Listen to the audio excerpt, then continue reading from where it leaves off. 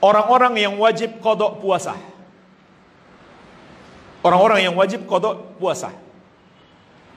Yang pertama, orang yang sakit yang masih diharapkan kesembuhannya. Yang kedua, orang yang berbuka karena safar. Orang yang berbuka karena safar. Ini dua. Sebagai tambahan, yang ketiga,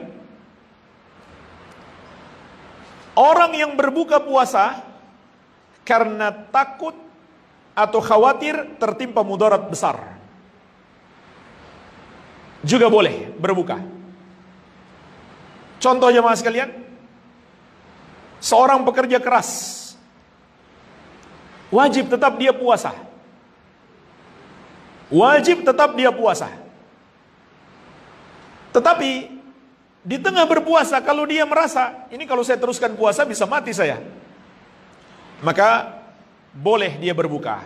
Bahkan wajib dia berbuka. Kewajibannya adalah mengqadha. Kewajibannya adalah mengqadha. Begitu pula orang-orang yang tinggal di waktu yang siangnya panjang. Ada kan? Daerah-daerah yang siangnya panjang sekali, mungkin sampai 23 jam. Malamnya hanya 1 jam. Bolehkah mereka berbuka? Jawabannya tidak boleh dulu. Wajib tetap mereka berpuasa. Tapi kalau di tengah puasa mereka khawatir, ini kalau diteruskan bisa mati saya, maka boleh mereka berbuka.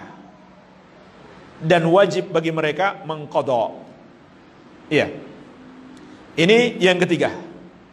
Orang yang berbuka puasa karena khawatir tertimpa mudarat besar. Kemudian yang keempat, wanita yang tidak berpuasa karena haid dan nifas. Kewajibannya juga qadha. Wanita haid dan nifas tidak boleh puasa, tidak boleh sholat. Sebagaimana sabda Nabi SAW, "Alaysa idha hadat lam tusalli wa lam tasum."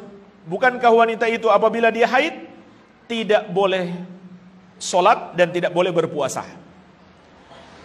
Ketika wanita itu sudah suci, maka dia tidak diperintahkan mengqadha sholat, namun dia diperintahkan untuk mengqadha puasa.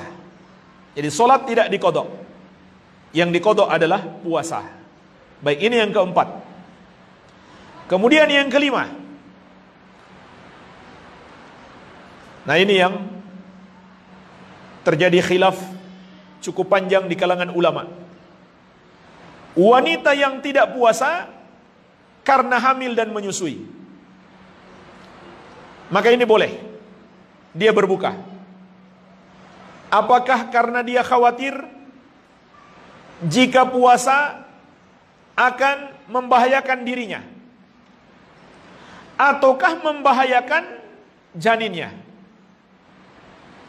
Kalau ada kekhawatiran itu, walaupun hanya sekedar kekhawatiran, maka boleh dia berbuka.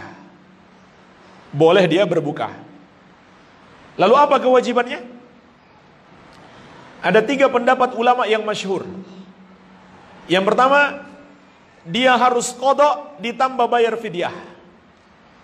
Yang kedua, qadha saja. Yang ketiga, fidyah saja. Ini perbedaan pendapat ulama. Bahkan dinukil 3 pendapat ini dari sahabat. Pendapat yang lebih kuat insyaallah adalah qadha saja. Kalau antum pelajari dan antum merasa yang paling kuat harus qadha ditambah fidyah, ya tidak apa-apa. Asal yakin ada dalilnya. Itu yang lebih kuat. Atau fidyah saja tidak masalah. Namun pendapat yang kami pandang lebih kuat adalah qadha saja. Dan ini juga pendapat yang dipilih oleh Syekh Ibnu Baz rahimahullah. Berdasarkan 2 dalil. Dalil yang pertama, hadis yang diriwayatkan Imam Abu Daud dari Anas bin Malik Al-Ka'bi radhiyallahu anhu. Dan hadis ini juga disahihkan oleh Syekh Al-Albani dalam Sahih Abi Daud. Nabi SAW bersabda, "Inna Allah Ta'ala wada'a syatras salati au nisfas salati was-sauma anil musafiri wa anil murdi awil hubla. Sesungguhnya Allah meringankan separuh solat atau setengah solat dan puasa dari musafir dan dari wanita menyusui atau wanita hamil. Jadi jemaah sekalian, hadis ini menunjukkan Nabi SAW menyamakan antara wanita menyusui dan wanita hamil dengan musafir. Musafir apa kewajibannya tadi? Fidyah atau qadha? Qadha saja. Maka begitu pula wanita hamil dan menyusui, qadha saja.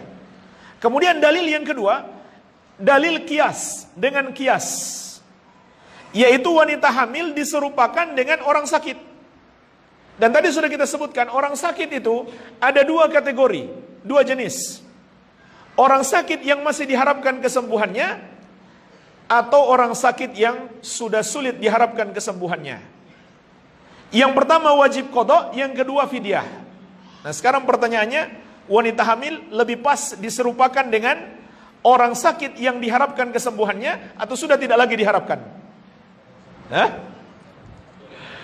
Kalau ada yang mengatakan sudah tidak lagi diharapkan, berarti targetnya hamil terus. Setelah hamil menyusui, hamil lagi, ya, sampai mati begitu. Ya. Jadi tentu lebih tepat diserupakan dengan orang sakit yang masih diharapkan kesembuhannya. Oleh karena itu, kewajibannya adalah mengqadha. Dan seorang wanita jangan merasa berat, karena mengqadhanya tidak harus sekaligus, boleh dia cicil. Boleh dia cicil. Bahkan seorang wanita yang bertanya kepada Syekh bin Baz rahimahullah, dia sudah 9 tahun gak puasa. Sudah 9 tahun tidak puasa karena hamil dan menyusui. Maka tetap kata Syekh bin Baz rahimahullah mengqadha. Untuk memudahkan, boleh dicicil. Boleh dicicil. Jadi tidak harus sekaligus. Ya, misalkan cicil seperti puasa Senin Kamis. Setiap hari Senin Kamis dia qadha puasa. Tapi jangan niatkan puasa sunnah, niatkan qadha. Maka tidak terasa 1 tahun mengamalkan Senin Kamis itu sudah sama saja membayar 3 tahun puasa. Ya kan? Coba dikalikan. Puasa Senin Kamis selama 1 tahun itu sudah seperti mengqadha 3 tahun puasa atau 3 bulan Ramadan. Iya. Jadi nggak usah merasa berat, karena mengqadhanya tidak harus sekaligus, boleh dicicil. Baik.